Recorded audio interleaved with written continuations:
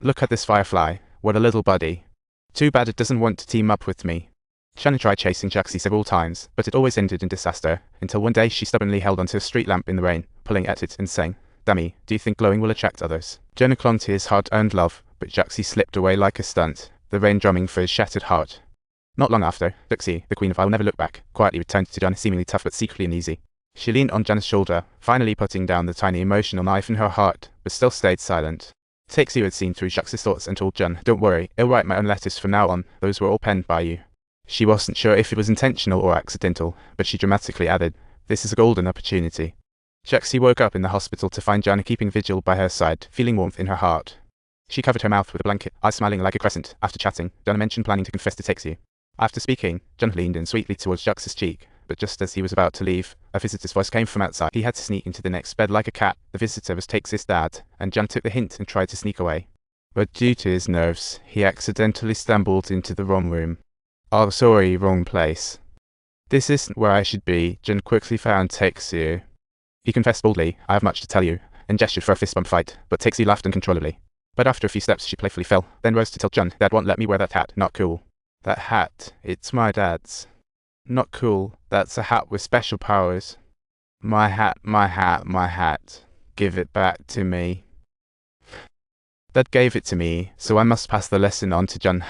Takes had already understood everything. In the networking of love and friendship, she decided to be the behind-the-scenes supporter. This way both families wouldn't discover the truth. During the 2-month winter break, letters were frequent, longing lingered like a shadow. Until the day before Jaxie was set to search for Jon in the countryside, a letter miraculously found its way back to Takes' dad. Both of them were really into each other and had a close relationship, so I quit. Before Takes finished, her dad pulled out the belt and started swinging it at her.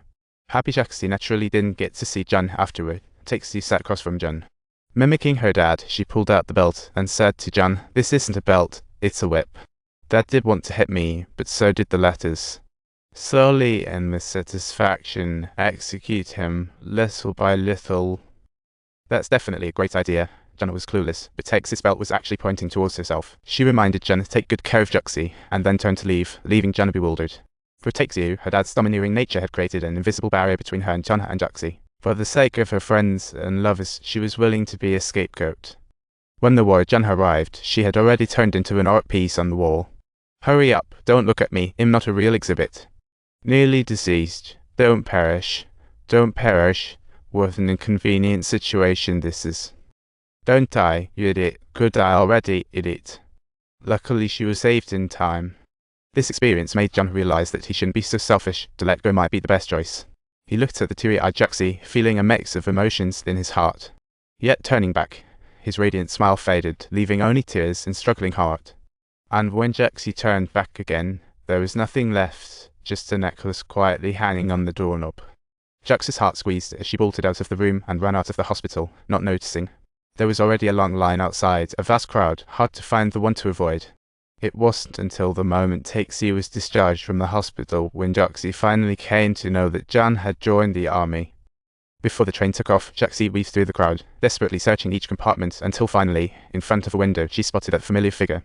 In that moment, tears burst forth. She knocked at the window, calling out his name, promising him, "I promise you, I will definitely come back, and I absolutely won't let you off the hook.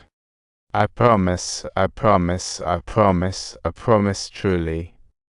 I solemnly promise, I promise, I promise, I promise, with sincerity. I promise, please answer me." Jon remained silent until, as the train began to move slowly, every beat of her heart resonated like the striking of a gong. Finally, that intense emotion surged towards the receding Jaxie like a flood, promising. The train's speed increased. The fierce wind whipped against Jon's face, sending chills down his spine.